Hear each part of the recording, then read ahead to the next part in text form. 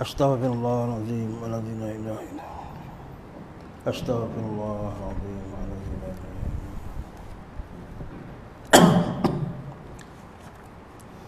huwa. A'udzu billahi minasyaitonir rajim. Bismillahirrahmanirrahim. Alhamdulillahi rabbil alamin wa bihi nasta'in ala umuri dunya waddin. Wassalatu wassalamu ala asyrafil anbiya'i wal mursalin sayyidina Muhammadin wa ala alihi wa sahbihi ajma'in. Rabbi shrah li sadri wa yassir li amri wa hlul 'uqdatam min lisani yafqahu qawli. La haula wa la quwwata illa billahil 'aliyyil 'azim. Amma ba'd. Assalamualaikum warahmatullahi taala wabarakatuh. Tuan-tuan, puan-puan, hadirin hadirat yang dikasihi dan rahmati Allah sekalian, alhamdulillah, syukur kita kepada Allah Subhanahu wa taala. Kita dapat hadir ke masjid rumah Allah yang penuh keberkatan, yang mana masuknya kita ke dalamnya akan dikira sebagai ibadah.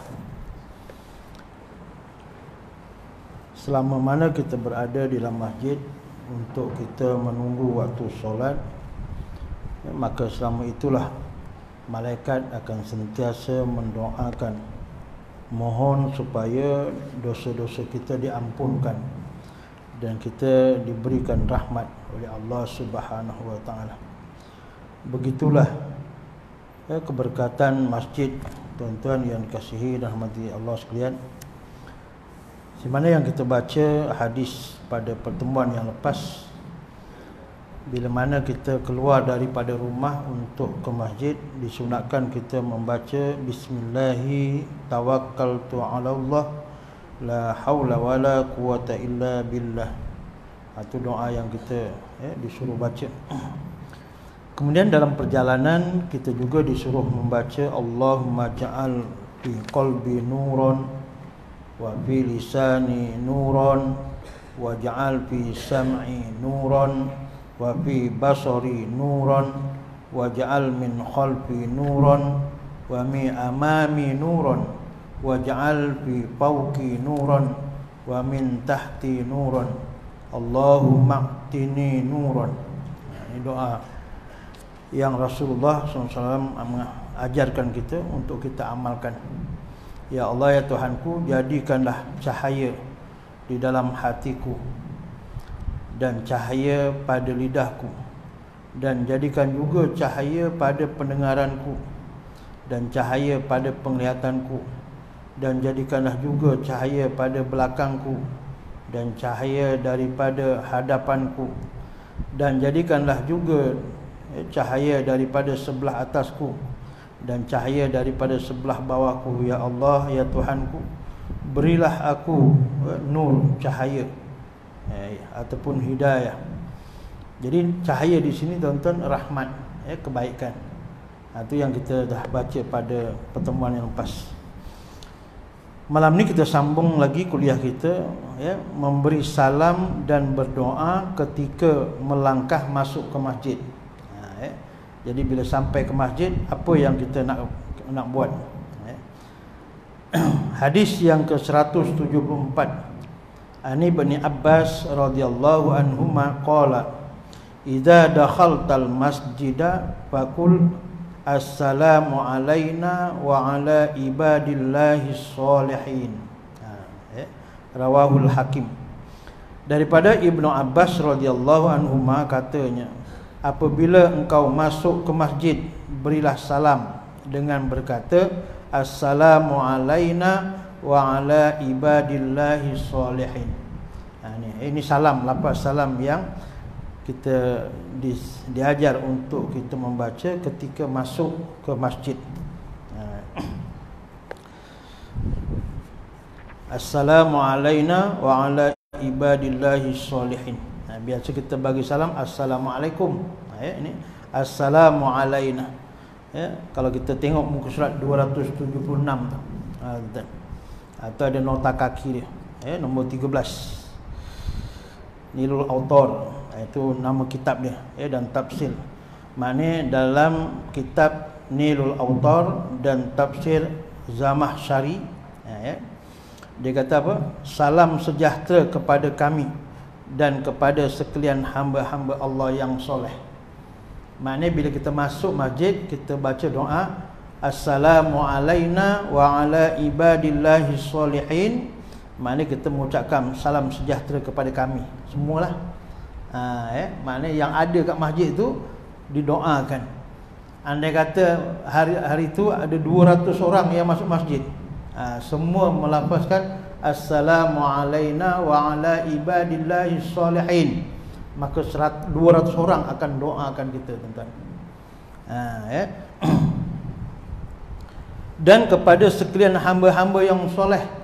Maknanya kita didoakan kita sebagai hamba yang soleh. Kalau kita di luar, belum tentu orang doakan kita sebagai orang yang soleh. Tapi bila kita berada dalam masjid, semua orang yang masuk masjid, dia mendoakan kita untuk menjadi orang yang soleh. Kalau kita tengok dalam kitab tu, kalau doa 40 orang, tuan-tuan, kan ada yang makbul. Lagilah dalam masjid, bukan setakat 40 orang. Dalam sebuah hadis yang lain, apabila seorang balik ke rumah, disunatkan memberi salam kepada ahli keluarganya dengan salam yang sama. Assalamu alayna wa ala ibadillahi sholihin. Kita bagi salam tu. Kerana dengan itu ia dan keluarganya akan beroleh rahmat, beroleh kebaikan. Jadi mula malam ni kita doakan, boleh hafal dah kan? Assalamu alayna wa ala ibadillahi sholihin. Salam sejahtera kepada kami dan kepada sekalian hamba-hamba Allah yang soleh. InsyaAllah ahli keluarga kita jadi ahli keluarga yang soleh. Setiap hari, setiap kali balik, maka didoakan. Kerana dengan itu ia dan keluarganya akan beroleh rahmat, aman sentosa dan rezeki yang makmur. Aman sentosa, tidak ada pergaduhan, tidak ada perkelahian. Kalau salah-salah sikit-sikit tu biasa, tapi maknanya tak ada jadi gaduh besar, tuan-tuan. Kemudian rezeki yang makmur. Menurut huraian ulama rahimallahu taala, kalau tidak ada sesiapa di rumahnya, hendaklah ia memberi salam kepada dirinya sendiri dengan menyebut Assalamu alayna wa ala ibadillahi sholihin. Doa yang sama juga. Dia doakan, dia bagi salam siapa? Bagi diri sendirilah. Sebab di sana kami tu termasuk yang bercakap. Assalamualaikum kamu, yang bercakap tak dapat. Tapi Assalamu alayna kami termasuk yang bercakap. Jadi dalam kita masuk rumah kosong pun sunat kita bagi salam Assalamu alayna wa ala ibadillahi sholihin. Itu seperti yang disebut dalam kitab tafsir Zamakhsyari.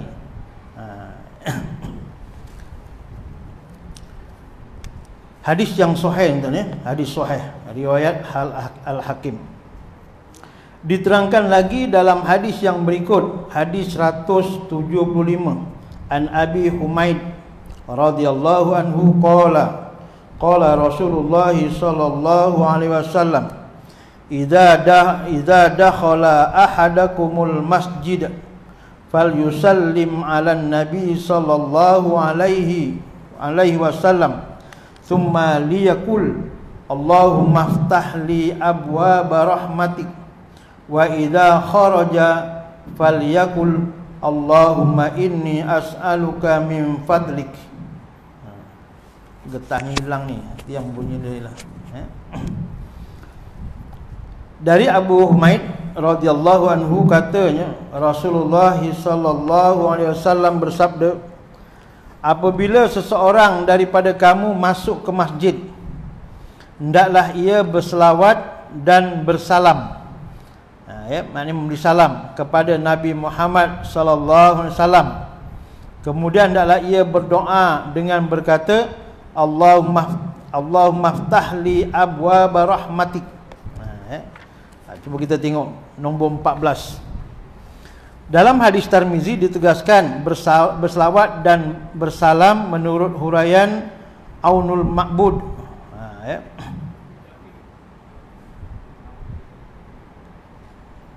Yang Rumi tak ada. Jawi muka surat 277. Itu dia punya nota kakinya. 277. Hadis yang kita baca 260. Ya, hadis yang kita baca 260. Maknanya kita berselawatlah, masuk tu Allahumma salli ala Muhammad. Kemudian kita baca doa, ya, Allahumma ftah li abwaaba rahmatik. Ya Allah, ya, bukakanlah bagiku pintu-pintu rahmat Engkau. Kita masuk masjid, kita berdoa mohon Allah Ta'ala bukakan pintu rahmat, pintu kebaikan. Pintu kebaikan, di antaranya pintu ibadah, di antaranya pintu kasih sayang. Kita berada dalam satu masjid kan, kasih sayang. Nampak orang lain sikit tak perlu nak kita nak marah-marah, nak merajuk-merajuk, tak payah. Satu masjid kan tu. Di antara pintu-pintu rahmat tuan, kita nak tolong orang, nak bantu orang. Tu banyaklah diberikan pintu-pintu rahmat. Dan apabila ia keluar, hendaklah ia berselawat dan bersalam kepada Nabi Muhammad sallallahu alaihi wasallam. Berselawatlah sekurang-kurangnya Allahumma salli ala Muhammad. Kemudian hendaklah ia berdoa Allahumma inni as'aluka min fadlik. Ya Allah, Tuhan, ya Allah, ya Tuhanku, aku memohon kepadamu rezeki yang berkat daripada limpah kurniamu. Kita mohon supaya Allah memberikan rezeki. Maknanya balik kita keluar je daripada masjid, Allah Ta'ala berikan rezeki yang banyak. Ini pun hadis sahih, hadis riwayat Abu Daud dan lain-lainnya. Sebab kita dah tulis dah siap-siap tu. Kalau kita belum hafal, kita keluar tu Allahumma ufirli zunubi waftah li abwaaba fadli. Itu sama juga. Baca tak apa tuan-tuan. Kita baca doa pun kalau tak hafal tuan-tuan, tengok tulisan pun tak apa, dia tidak menyejaskan pahala kita. Bahkan kadang-kadang menyempurnakan pahala. Sebab kalau kita main hafal, kadang-kadang sebutannya pun tak betul. Lebih baik kita tengok. Dia tidak jadi, orang kata tidak jadi apa, rendah taraf. Ini yang sebelah sini keluar. Yang sana masuk. Rahmatik. Tak perlu. Cuma tadi lah yang doa tadi. Assalamu alaina wa ala ibadillahi sholihin. Bukan nak baca kuat macam kita bagi salam masuk rumah tu. Kita baca je. Assalamu alaina wa ala ibadillahi sholihin.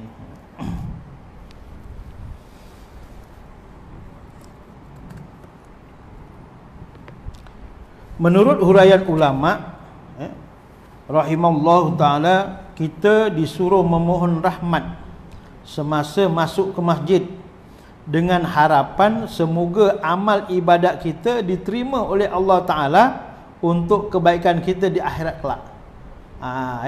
Maknanya rahmat di situ dikhususkan untuk supaya ibadah yang kita lakukan dalam masjid itu diterima oleh Allah. Bukan setakat sah. Bukan setakat sah, kita nak amalan kita diterima oleh Allah sebagai kebaikan untuk di akhirat nanti. Untuk diterima dan kebaikannya kita terima mendapat ganjaran di akhirat nanti. Itu maknanya kalau kita masuk masjid tu, mana yang kita dah belajar tu, semuanya pahala lah. Kita masuk langkah kaki kanan, kemudian kita sembahyang tahiyatul masjid contohnya kan, masuk tadi dengan baca doa dan sebagainya. Kemudian bila dah sembahyang tahiyatul masjid, kita doa niat iktikaf. Tu ada kan niat iktikaf. Tak apa, pandang sana, nawaitu iktikaf fi hadzal masjid lillahi ta'ala. ataupun sahaja aku iktikaf dalam masjid kerana Allah Ta'ala. Jadi selama kita dalam masjid tu dapat pahala.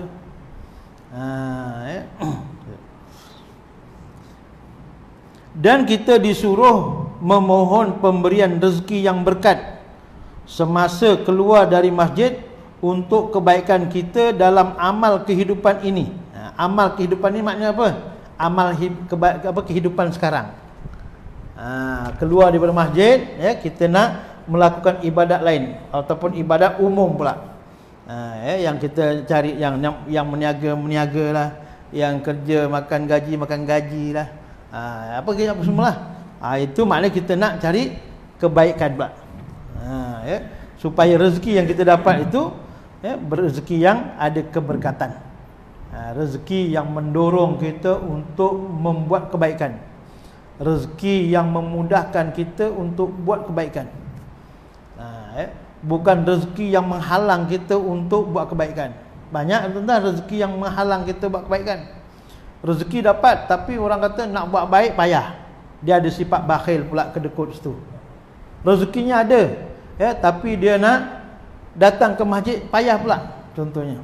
Padahal kerja sendiri ni tak terikat lah kan masa. Kita sendiri tapi alasan tu banyak lah. Alasan tak sempat lah, alasan itulah, sibuk lah, macam-macam. Tu di antara rezeki-rezeki yang menghalang untuk kita buat baik. Kadang-kadang ada rezeki, ada masa kan, kerja sendiri tuan-tuan, tapi nak jumpa kawan pun tak sempat. Ada tak sempat nak jumpa kawan, duduk je kat rumah. Ada yang khawatir macam-macam sebab dia banyak duit kan, khawatir macam-macam. Ada. Itu di antara rezeki-rezeki yang menghalang. Jadi dengan kita baca doa, Allahumma ighfirli zunubi waftahli abwaba min fadlik, maknanya kita mohon rezeki yang berkat tadi. Moga-moga apa yang kita dapat daripada hasil usaha kita tadi, yang Allah Ta'ala beri dengan izin Allah, dia memudahkan kita untuk mendapat ataupun melakukan kebaikan sesuai dengan panduan yang diberi oleh Allah Ta'ala dalam Al-Quran. Fa idza qudiyatis shalah fantashiru fil ard wabtaghu min fadlillah wadhkurullaha katsiran la'allakum tuflihun, dalam surah Jumaah. Kemudian setelah selesai sembahyang, bertebaranlah kamu di muka bumi, untuk menjalankan urusan masing-masing. Bila dah sembahyang, keluarlah. Tak ada masalah, tak ada halangan, bahkan disuruh. Memang disuruh balik, suruh keluar cari makan, cari rezeki. Bukan suruh tidur kat masjid, bukan suruh duduk lama-lama kat masjid, tak. Dan carilah apa yang kamu hajati daripada limpah kurnia Allah. Apa yang kita nak, yang kita hajati apa, cari, tuan-tuan. Cari. Allah Ta'ala suruh tu. Serta ingatlah akan Allah banyak-banyak, tapi itu. Serta ingatlah. Kalau belajar bahasa Arab, tuan, idza tu dia ada jawab tu. Apabila. Apabila ni, makna apabila kau ni nescaya ada. Maknanya bila kita buat ni, nescaya kita akan dapat. Jadi kalaulah lepas sembahyang kita bertebaran di muka bumi, cari apa yang kita hajati, misalnya kan, daripada limpah Allah, serta ingat pada Allah banyak-banyak, supaya tadi kita nescaya kita akan dapat apa? Kamu akan berjaya. Nescaya kamu akan berjaya. Jadi kalau kita keluar cari rezeki, lupa pada Allah, tak ingat Allah, lupa pada Allah, lupa halal haram, lupa waktu solat, Allah suruh sembahyang kita lupa untuk kita bayar zakat misalnya, lupa untuk kebaikan-kebaikan tu, nescaya kita tak akan berjaya. Itu syarat dia tu. Jadi kalau kita nak berjaya, di sini kata supaya kamu berjaya di dunia dan di akhirat. Kalau kita tengok tuan-tuan, zohirnya tu mungkin dia berjaya, yang tak sembahyang pun berjaya ustaz. Buktinya tu makin kaya. Tapi mungkin dia berjaya dunia saja. Di akhirat belum tentu. Ini yang nama berjaya di sini, iaitu berjaya dunia dan akhirat.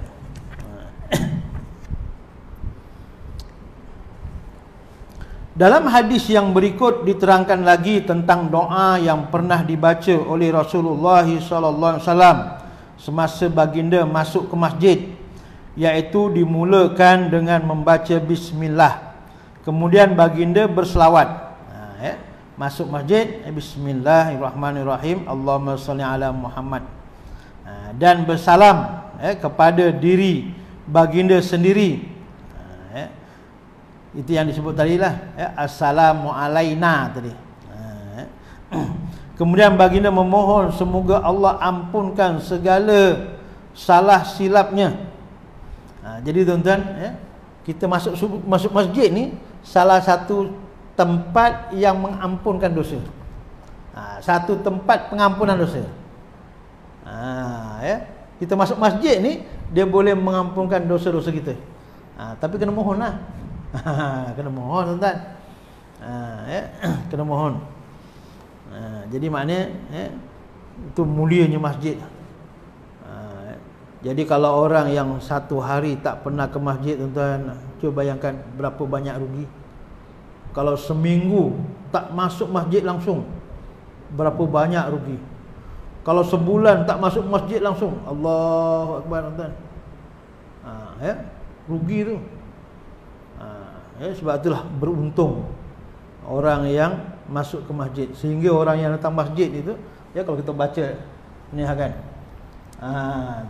ulaika ayyakunu minal muhtadin.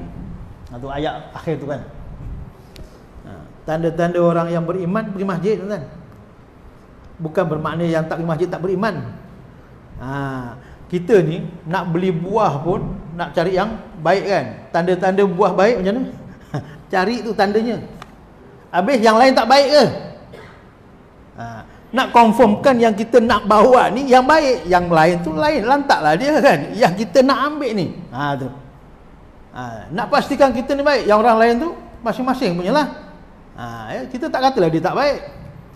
Macam buah banyak kan. Baru ni kita pergi dekat ni, 4 hari habis tuan.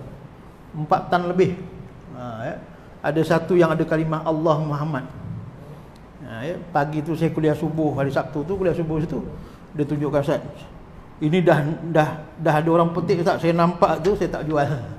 Memang jelas tuan-tuan, Allah Muhammad. Cuma Muhammad tu dal dia tu tak kurang jelas sikit. Tapi yang lain tu jelas dalam tu. Jadi kita nak beli buah pun kita nak cari tanda-tanda. Orang yang pandai diketuk lah kan, ada yang dijentik, tuk-tuk, ni manis ni. Tanda-tanda.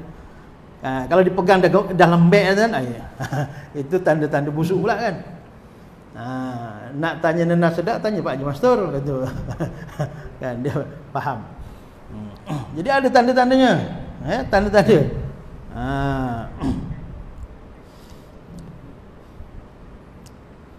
Jadi maknanya masjid itu tempat yang dapat mengampunkan dosa kita. Nabi pun mohon supaya dosa diampunkan. Padahal Nabi ni maksum, tak ada dosa. Kita lagilah tuan-tuan, lebih-lebih lagilah. Sebab tu tuan-tuan, kalau kita tak tahu doa apa yang kita nak baca, tuan, yang kita dah belajar hari ni, kita hafalkanlah. Ataupun kita bahasa Melayu tu, kita mula-mula dengan kita karang, tuan, karang. Kat rumah kita tulis tu, karang. Doa hafalkan tu je. Hafalkan tu. Kita tak apa, ya Allah ya Tuhanku, ampunkan dosaku. Dia lafaz tu bila kita amalkan selalu, dia jadi hafal lah. Besok lain tambah pula. Macam orang yang bahasa Melayu tu hafal tu panjang-panjang tu, hafal tuan dia dikarang dulu, dia hafalkan. Dalam hadis 176, an Fatimah Az-Zahra radhiyallahu anha qalat, kana Rasulullah sallallahu alaihi wasallam idza dakhala al-masjid qala bismillahi wassalamu ala rasulillah Allahumma ighfir li dzunubi waftah li abwaaba rahmatik. Ini macam yang kita tulis kat luar tu. Wa idza kharaja qala bismillahi wassalamu ala rasulillah Allahumma ighfir li dzunubi waftah li abwaba fadlik. Ya. Tu sama tu. Sama yang ni. Mana yang kita amalkan tu, ini hadisnya. Kalau sebelum ni kita amalkan tu, mana hadisnya? Ni jumpa. Tu sebiji tu. Kita nak keluar Allahumma ighfirli zunubi waftah li abwaba fadlik.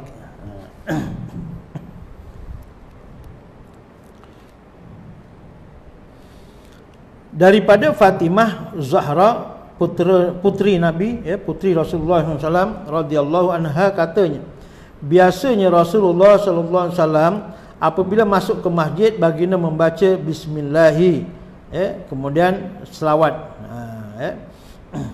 Allahumma salli ala Muhammad. Nabi, tapi Nabi selawat Allah lah, saya pun tak pasti, tapi Nabi selawat. Wassalamu ala Rasulullah, Allahumma ighfirli dzunubi waftah li abwaba rahmatik. Artinya apa? Aku mulai amalanku dengan nama Allah. Maknanya nak masuk masjid tu bismillah. Kemudian aku pohonkan selawat dan salam sejahtera kepada Nabi Muhammad sallallahu alaihi wasallam. Ya Allah, ya Tuhanku, ampunkanlah segala salah silapku dan bukakanlah bagiku pintu-pintu rahmat-Mu. Mula mohon ampun, kemudian kita minta Allah Ta'ala buka pintu-pintu rahmat, pintu-pintu kebaikan.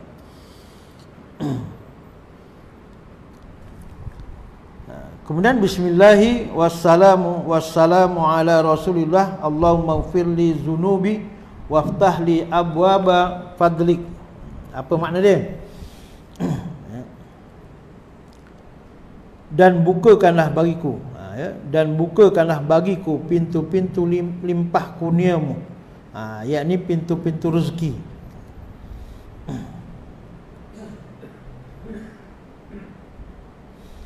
Ada ulama yang meletakkan hadis ini sebagai hadis yang lemah, tetapi Imam Tirmizi rahimahullah menyebut sebagai hadis hasan. Hasan tu maknanya yang kedua, maknanya hadis yang tinggi juga. Habis. Itu maknanya di antara amalan-amalan ketika masuk masjid. Jadi jangan lupa untuk kita baca doa. Masuk kaki kanan, jadi perasankan masuk tu kaki kanan. Jangan sampai tak perasan masuk masjid kaki mana, jangan tak perasan, rugi. Sebab pahala, sebab pahala. Jangan masuk tu sampai tak perasan kaki mana. Kemudian di antara sunat lagi sembahyang sunat tahiyatul masjid. Setelah masuk ke masjid, sunat mengerjakan sembahyang 2 rakaat sebagaimana yang diterangkan dalam hadis yang berikut. An Abi Qatadah Salami radhiyallahu anhu anna Rasulullah sallallahu alaihi wasallam qala idza dakhala ahadakumul masjida falyarfa' rak'ataini qabla ay yajlisa. Rawahul Bukhari. Daripada Abu Qatadah Salami, itu tempat dia, nama tempat dia, radhiyallahu anhu, bahawa Rasulullah sallallahu alaihi wasallam bersabda, apabila seseorang daripada kamu masuk masjid, ini maknanya dah masuk, masuk masjid maknanya dah masuk, hendaklah ia mengerjakan sembahyang tahiyatul masjid 2 rakaat sebelum ia duduk. Sebab tu ulama mengatakan kalau kita masuk dah duduk, maka hilang peluang sembahyang tahiyatul masjid. Kalau masuk dah duduk, dah tak ada sunat dah. Jadi sembahyang sunat tahiyatul masjid dulu, sebelum duduk. Hadis sahih. Jadi tahiyatul masjid, maknanya masuk masjid tu, pembukaan masjid adalah tahiyatul masjid, sembahyang sunat tahiyatul masjid. Tahiyatul solat, doa iftitah. Maknanya pembukaan sembahyang tu doa iftitah. Tahiyatul Masjidil Haram, tawaf. Dalam sebuah hadis yang lain yang disebutkan oleh Al-Hafiz Ibnu Hajar dalam huraiannya, bahawa baginda sallallahu alaihi wasallam bersabda, yang bermaksud apabila kamu masuk ke masjid maka berikanlah hak-hak masjid. Itu di antara hak, tuan-tuan. Jadi kalau kita masuk masjid ada hak dia, yang perlu kita tunaikan, ya. Sahabat-sahabat bertanya, apa dia hak-hak masjid itu ya Rasulullah? Baginda menjawab, haknya itu ialah 2 rakaat sebelum kamu duduk. Jadi pastikan kita masuk masjid, sebelum kita duduk, kita sembahyang sunat tahiyatul masjid. Selain maknanya kita menunaikan hak masjid, kita dapat pahala. Jadi kalau hak tu maknanya kita beradab, tuan. Kita pergi rumah orang pun ada hak-hak dia. Maknanya ada, setiap tu ada hak. Jadi hak masuk masjid tu tahiyatul masjid. Tahiyatul di sini artinya menghormati. Penghormatan. Dari tahiyatul masjid itu suatu penghormatan. Jadi maknanya orang tu kalau masuk dia tak sembahyang tahiyatul masjid, maknanya tak menghormati. Tak menghormati. Tahiyatul masjid maksudnya sembahyang yang dikerjakan secara khusus semasa tiba di masjid. Sampai masjid, sembahyang tahiyatul masjid. Hukumnya ialah sunat. Apa makna sunat? Buat dapat pahala, ditinggal rugi. Buat dapat pahala, ditinggal rugi. Rugilah sebab ada peluang, kan? Kita sehat, tuan-tuan. Kita sehat tak buat. Kita masuk aman pun tak buat, rugi. Kita masuk, ada masa, kan? Bukannya kita kelang kabut sangat tapi tak buat, rugi. Rugi. Kita tuan-tuan, kita ibadat ni, tuan-tuan, kat sini je, tuan-tuan. Sebelum mati ni, lepas mati tak ada can lah. Kita nak sembahyang sebelum mati, kita nak baca Quran sebelum mati, sementara hidup ni. Kalau dah mati besok, sehingga kalau dah mati kita nak sedekah pun sementara hidup ni. Bila dah mati nanti minta, ya Allah bagi aku peluang, sebentar. Untuk apa? Allah Ta'ala tanya, aku nak bersedekah. Aku nak bersedekah. Semua orang ni, tuan-tuan, bila dah mati besok dia buat rayuan dengan Allah tu. Cuma kita tak tahu sebab dia dah alam lain dah. Dia dah alam lain. Itu sebut dalam Al-Quran. Bila kita mati ni, kita buat rayuan oleh Allah, kepada Allah Ta'ala, minta balik sekejap. Allah tanya nak buat apa? Nak bersedekah. Jadi sementara kita hidup ni, sementara kita hidup boleh ke masjid, kita bacalah doa masuk masjid. Apa-apa boleh berlaku, kan? Apa-apa boleh berlaku. Tak apa, masuk masjid uruk-uruk kaki, kan? Dah uruk kaki pun tak apa, sementara boleh masuk masjid, nanti langsung tak sampai masjid nanti. Ini sampai masjid pun uruk kaki. Saya pun dah mula dah ni. Allah Akbar, dah mula dah. Lengur kadang. Sabtu Ahad program dekat stadium. Allah. Jalan aja lengur, kan. Malam tak boleh tidur.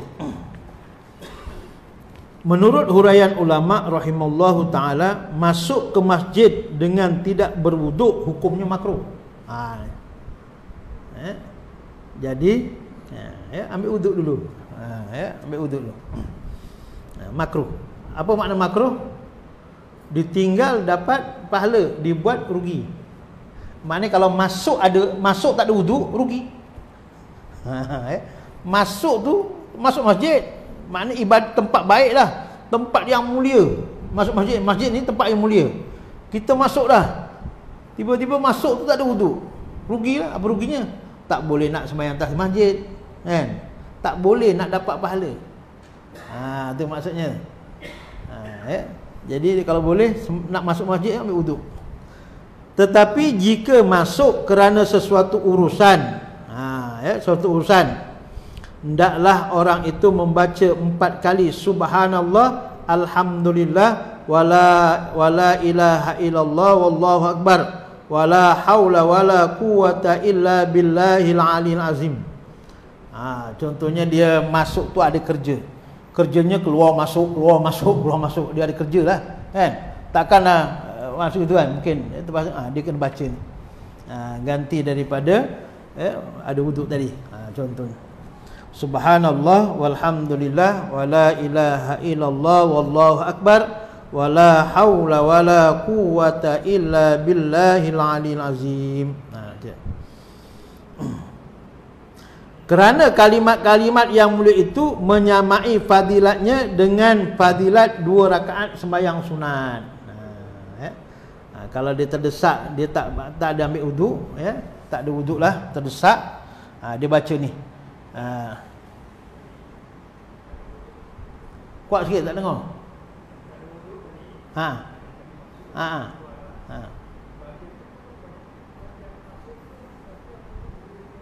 Kita masuk tu, kita baca ni.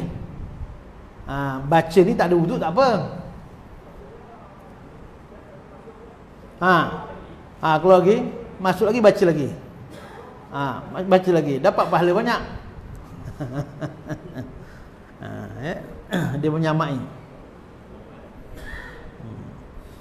Sebab tu maknanya istilahnya masjid ni dia ada peraturan dia, kata.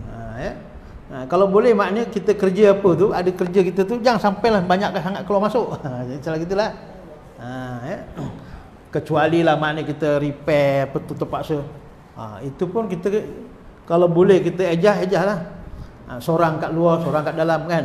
Kerja 2 orang. Jadi taklah keluar masuk itu. Sebab kita hormat. Contoh tuan-tuan, tempat yang baik tiba-tiba keluar masuk, dia mengganggulah istilahnya, tak kan? Macam tak hormat. Sebab masjid ni tempat yang mulia, dia ada peraturan. Pergi istana pun tak boleh bangun tuan-tuan, sembarangan. Nak keluar.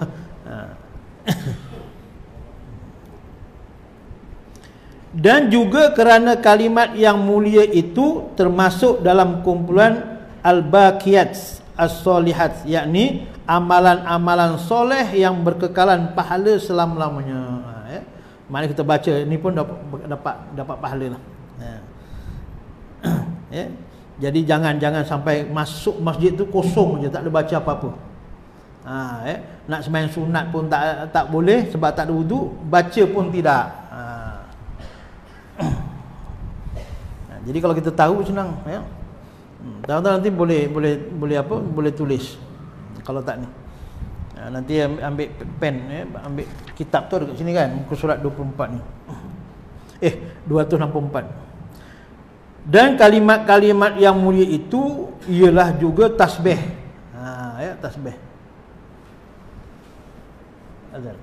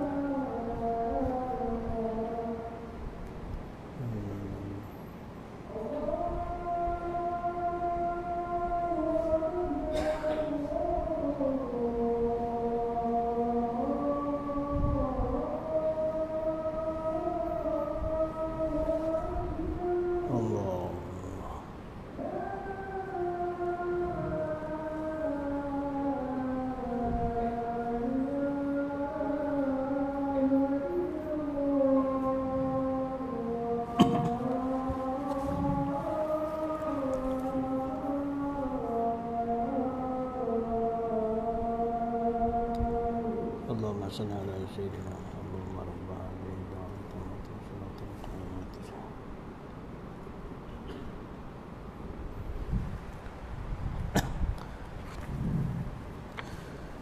Kita sambung sikit.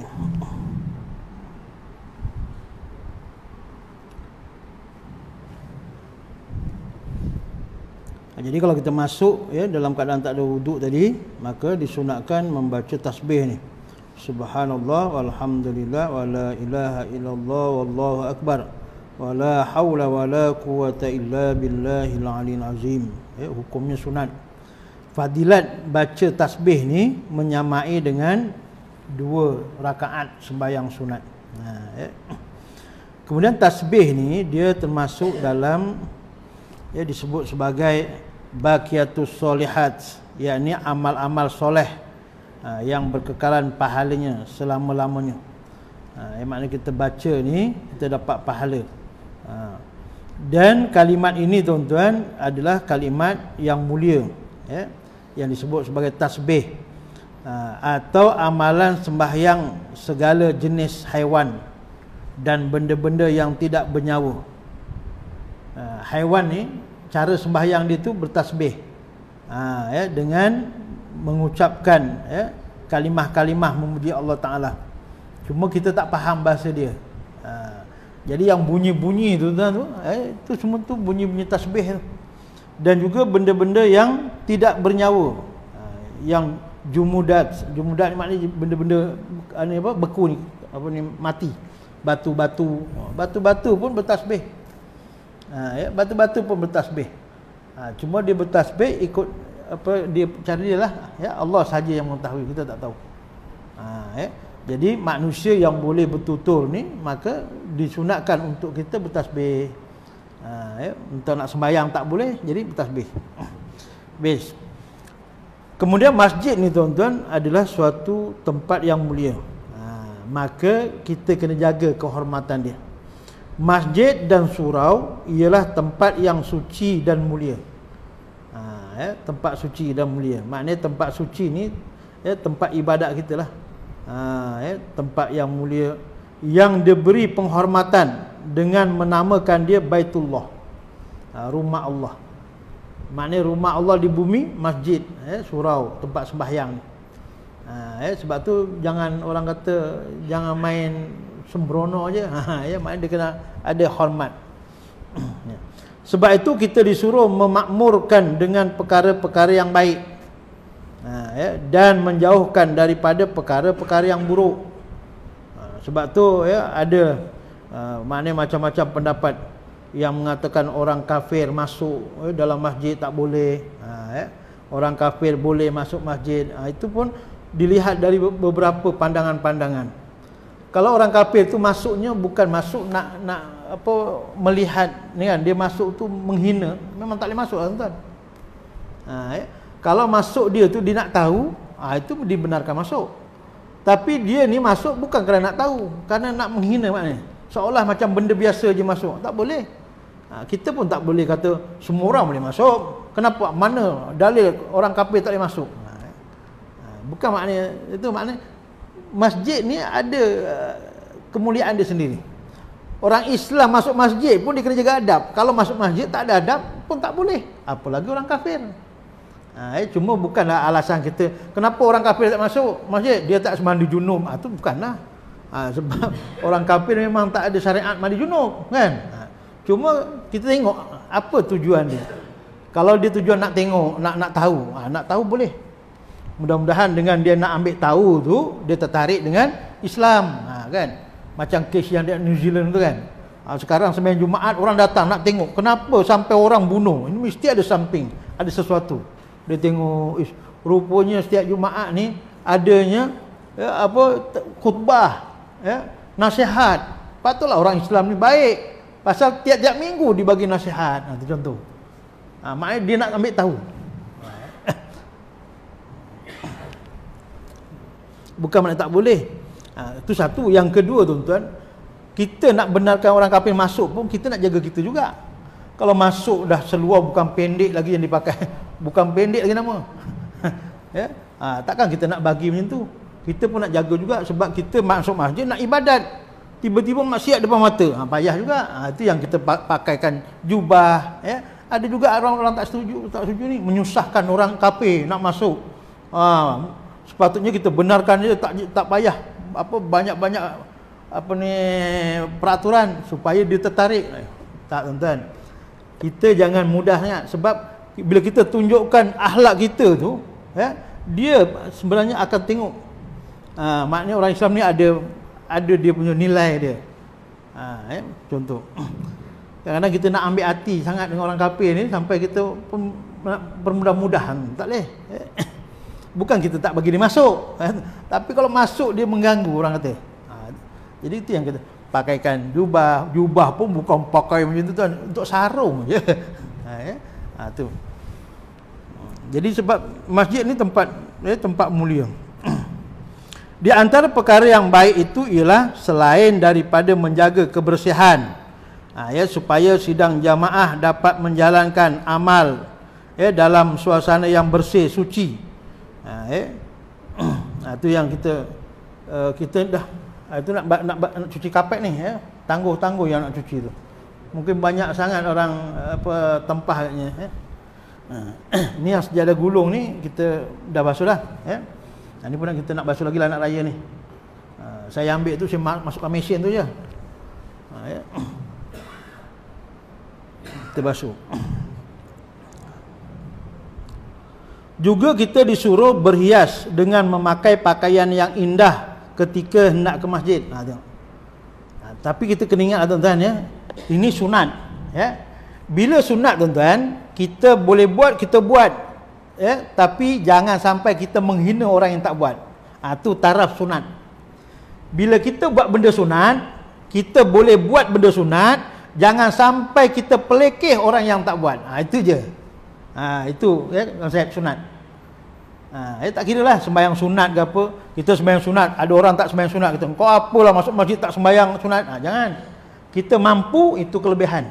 Tapi kita jangan sampai condemn, ataupun jangan sampai kata orang yang tak buat itu tak betul, salah, jangan.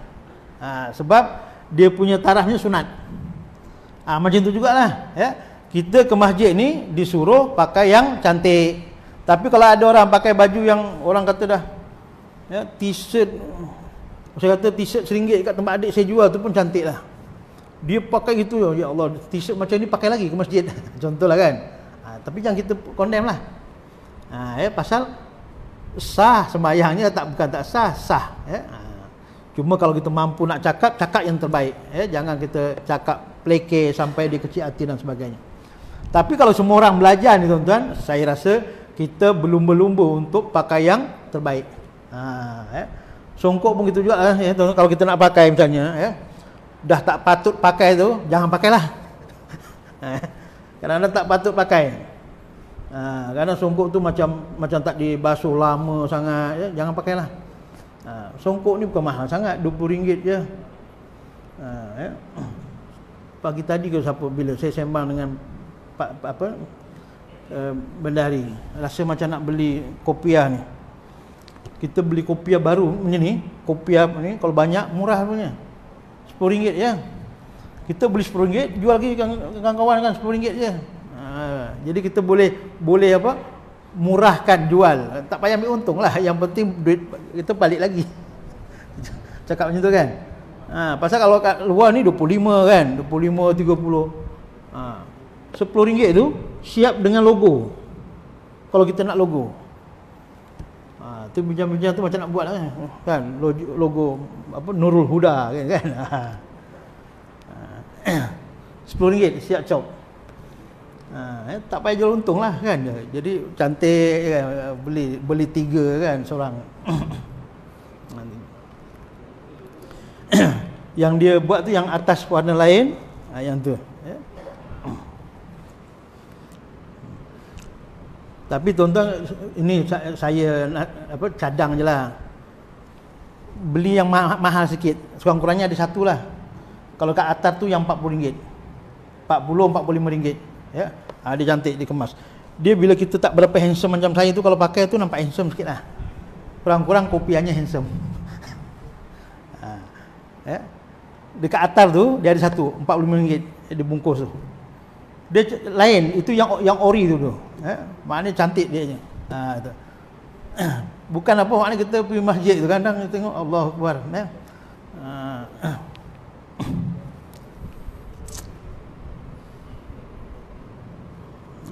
Ni sunat ya.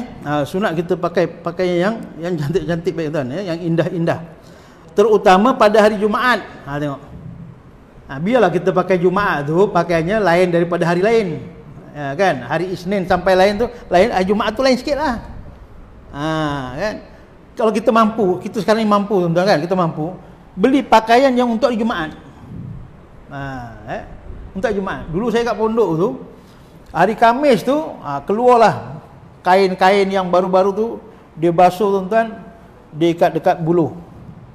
Lepas tu disangkut buluh, bawah buluh, lepas tu ditaruh dengan batu-batu. Sebab tak ada striker. Jadi tegangkan gitu. Kan. Hari Jumaat tu macam cantik. Baju Melayu putih keluar hari Jumaat.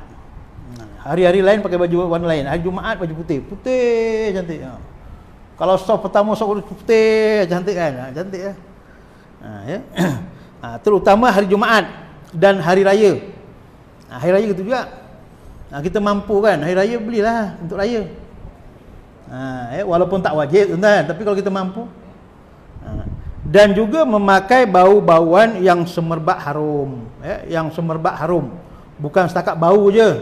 Bau macam-macam bau ada, tapi yang semerbak, maknanya yang sekarang apa? Lembut, lembut baunya. Tak naklah yang tu, yang apa?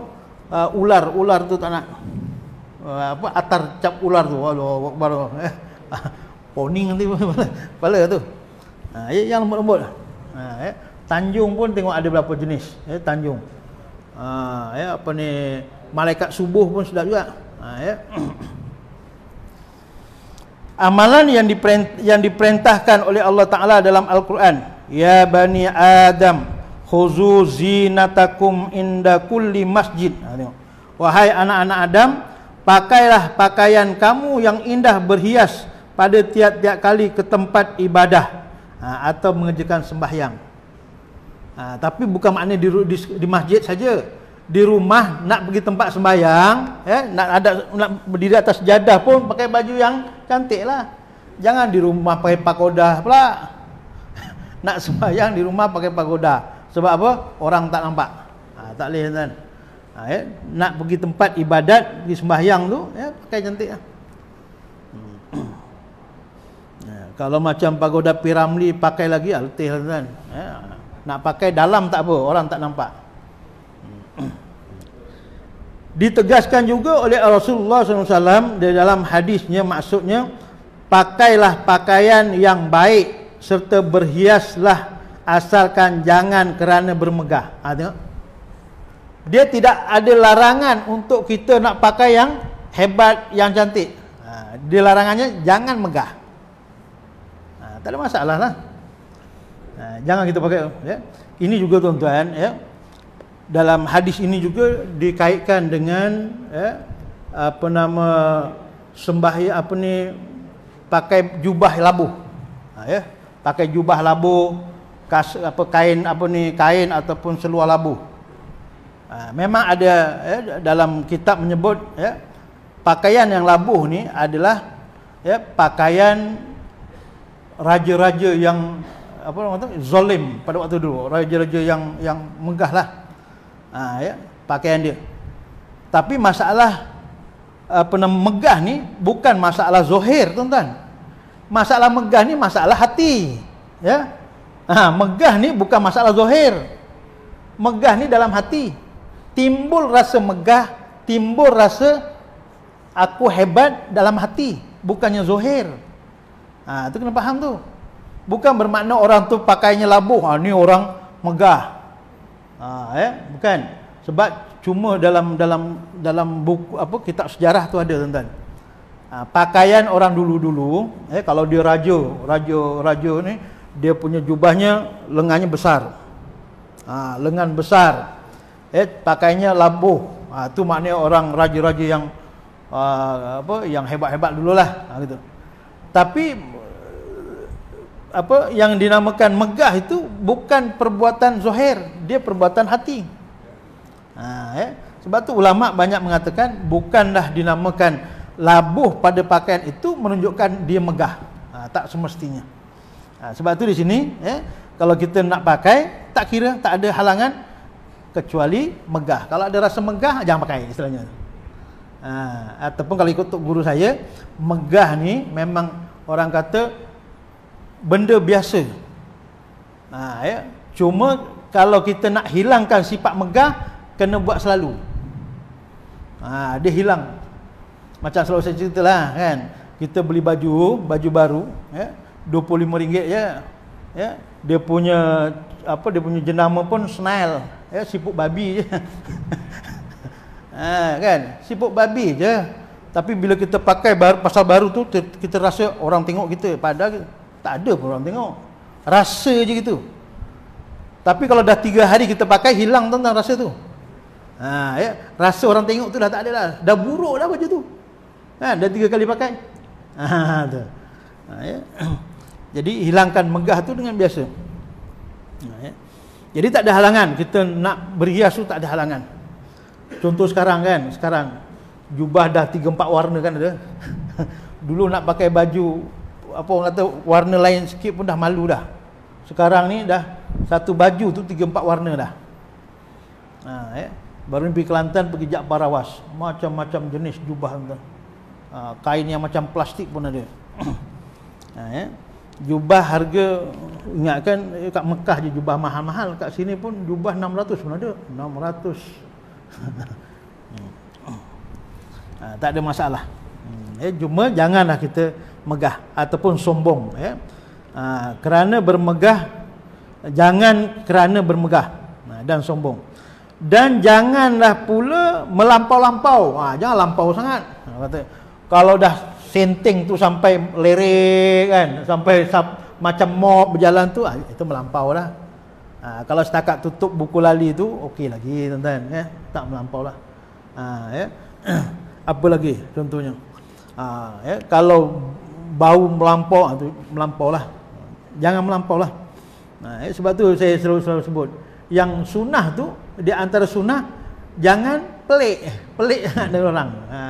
Itu sunnah juga tu. Jangan kita berpakaian pelik sangat dengan orang. Orang tak pakai sini lah, tapi dia pelik sangat. Tak sunnah tu. Kerana Allah Ta'ala suka melihat kesan nikmat-nikmatnya kepada hambanya tu. Sebab tu tuan-tuan, tuan-tuan yang mampu berkereta besar, kan? Tuan-tuan beli, bawa pergi masjid. Niatkan dalam hati nak menzohirkan nikmat Allah. Kerana Allah suka kesan daripada nikmat. Allah bagi kita nikmat, rezeki banyak, kita belikan kemampuan, dengan kemampuan kita, kita gunakan nikmat itu untuk ibadat. Allah Akbar. Kok ada kan Porsche ke kan, parking kat situ waktu zuhur, kan ada 3 biji, Haji Jalani punya satu. Kan, saya seronok tu. Bawa lah tuan, tak ada masalah. Yang ada motor besar pun parking situ. Pak Bilalnya motor besar kan. BMW. Saya pakai BMW juga, flat lah BMW. Tapi kalau kereta besar-besar tu parkingnya dekat depan panggung, depan pub kan. Yang depan masjid ni jarang parking yang kereta besar-besar ni. Kalau ada pun tak nak bawa. Alasan dia tadi lah, takut orang kata apa pula. Tuan-tuan, kita yang hati kita jaga. Orang yang kata itu masalah dia kena tanggung sendiri dengan Allah. Jangan main-main tuan-tuan. Macam kita kata apa orang ni. Yang masalah dia ke kita? Kita lah yang masalah. Bila kita kata seseorang tu, dia ni, orang tu tak apa-apa pun, kita masalahnya. Kita masalah. Sebab tu kita jagalah. Kita kata orang tu tak betul, orang tu betul. Kita betul ke? Padahal kita dah tiga kali orang, kita dah 3 orang lah kita kata. Si fulan tu tak betul, si fulan tu tak betul, si fulan tu tak betul. Dah mengata orang tak betul 3 dah. Habis kita rasa kita betul. Itu kalau kita belajar tasawuf tu kan, kalau kita belajar Hidayatul Salikin dia. Di antara tanda dengki, hasad, kita kat panggil dengki lah, hasad. Apa tanda hasad? Tak seronok orang lain lebih dari kita, tak suka orang lain lebih dari kita, kita tak suka. Bukti tak suka, kita pelekeh. Itu kereta besar tu utang je. Apa masalahnya kalau diutang pun? Apa masalah kita diutang kan? Apa masalah kita? Yang kita kata, bukannya itu utang pun. Habis yang kau beli tu cash. Kau beli 120Y pun utang. Kan? Itu kita, itu tanda-tanda. Dalam kita Hidayatul Salikin. Tanda hasad kita tak seronok. Orang lain dapat nikmat tak seronok. Buktinya kita pelekeh dia. Sepatutnya alhamdulillah kan. Kawan ada kereta ni. Orang masjid ada kan, kata orang selalu pergi masjid ada kereta, alhamdulillah. Seronok Ini dengki pula. Sebaliknya kaum perempuan, okey. Apabila hendak ke masjid atau ke surau, tengok, hendaklah memakai pakaian yang sederhana. Yang sederhana saja. Yang laki-laki tadi suruh pakai yang apa dia kata tadi? Yang baik-baik. Kan, yang baik-baik yang laki-laki tadi. Berpakaian yang baik-baik. Perempuan yang sederhana je. Kalau nak beli telekong Siti Khadijah pun yang grade B je. Kan, contohlah, contoh. Yang sederhana je. Dan dilarang memakai bau-bauan. Tak ya? Tak payah pakai harum sundang malam ke. Pakai bedak apa ni, bedak tu je, cap nyonya je. Contohlah, jangan.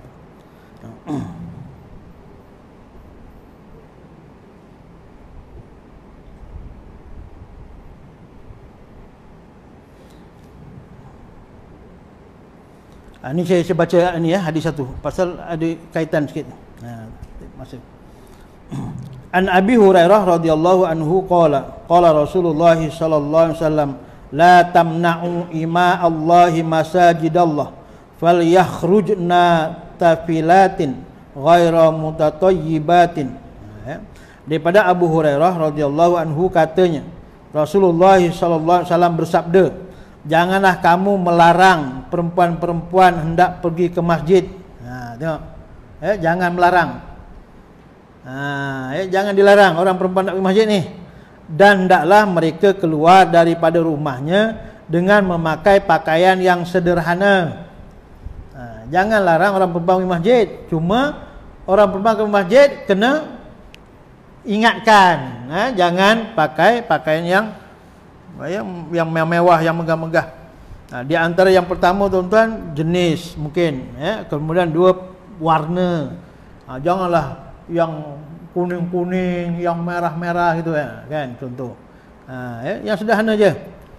Dan tidak pula memakai bau-bauan. Ini orang perempuan. Dia ada apa? Ada peraturan sendiri.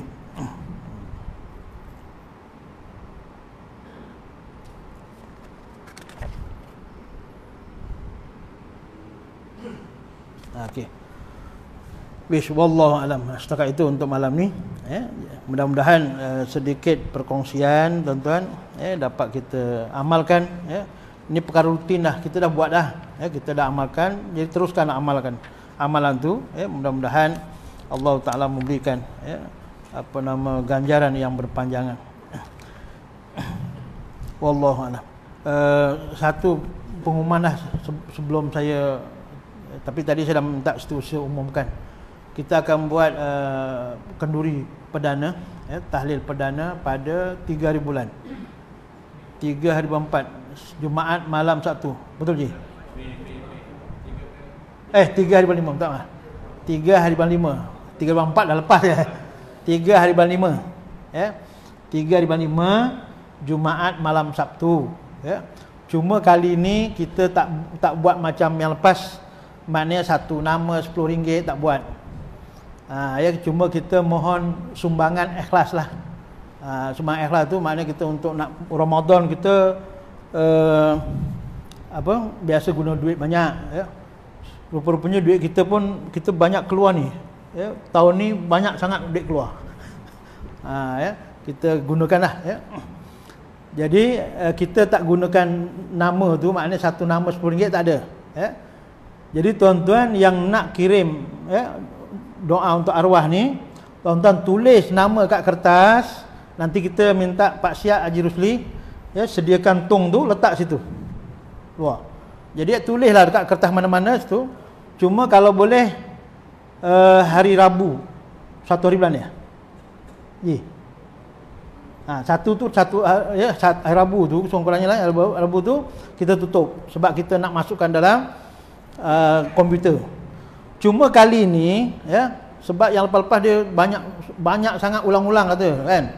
Kalau misalnya saya buat contoh je lah, ya. Haji Tahir contoh, kan. Dia dah ada sekali, disebut sekali je lah. Sebab kalau diulang banyak sangat tu sampai itu kita wah khususon sampai 10.30. Kan? Sampai 10.30 tak habis lagi. Kan? Jadi yang ini kita bincang-bincang itulah. Ya, tapi masukkan sekurang-kurangnya tuan-tuan tulis tu, niat tuan-tuan tu dah sampai dah, kan. Cuma kita tulis kat dalam tu, maknanya yang kalau dah ada nama tu kita tak masukkan balik lah. Ya, itu sebab kita masalah kekangan masa banyak sangat. Jadi maknanya kalau dah ada nama tu samalah. Jadi kita nanti akan tuan-tuan masukkan sumbangan masuk tabung tu pun, atau malam tu kita akan edarkan tabung. Kalau tuan-tuan biasanya satu nama 10, 5 nama 50, kan. Malam tu tuan-tuan bawa 100 lah, kan. Masukkan 100, lebih kurang sama je. Jadi tak ada terikat lah, ya. Sebab yalah kita dulu pandangan ni, bila ada pandangan macam-macam pandangan kita saya raikan. Memang betul ada betulnya lah, kan. Ustaz macam tak ikhlas saja buat program. Kan. Macam nak minta duit je, nak minta duit cakap je ustaz minta duit. Ustaz buat ni macam nak minta duit je. Gila.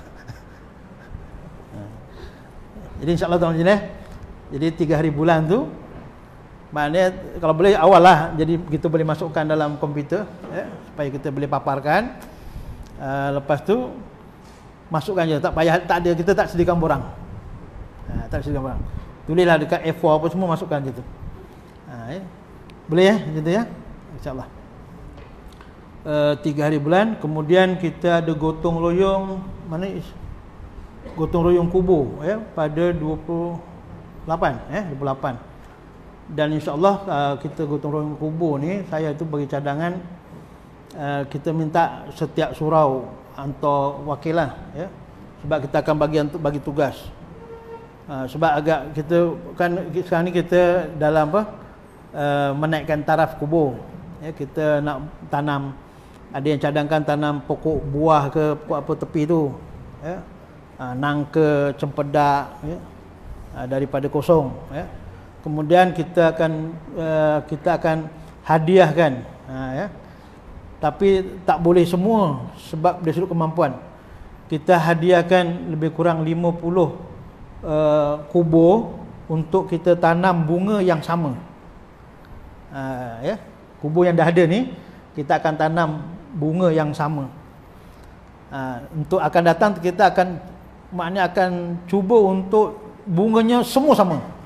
Ini peringkat pertama ni kita ambil 50. Kemudian nanti yang baru nanti kita akan minta dia ikut bunga yang samalah.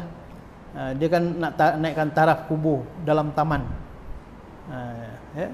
Jadi nantilah, ya, mungkin yang dalam bunga tu daripada surau sini, ya, mungkin kita buat gotong royong tu kira macam agak besar sikitlah. Mungkin gotong royong perdana ke, ya. Jadi tuan-tuan boleh apa istilahnya? Kosongkan tarikh tu 28 tu, ya, untuk gotong royong. Untuk gotong royong insya-Allah. Kalau tuan-tuan nak sumbang pun boleh, ya, nak sumbang pokok buah tu tadi, ya. Mungkin musangking, ya. ya, IOI kan, apa nangka madu, kita akan tanam, ya. Yang tak payah sangat jagalah kan, tepi pagar tu, keliling tu. Pasal kelapa tu kita cuba tanam, dia tak macam tak hidup lah kelapa tu. Tinggi je, tak ada buah kan. Kita tanam buah pula, ya, buah.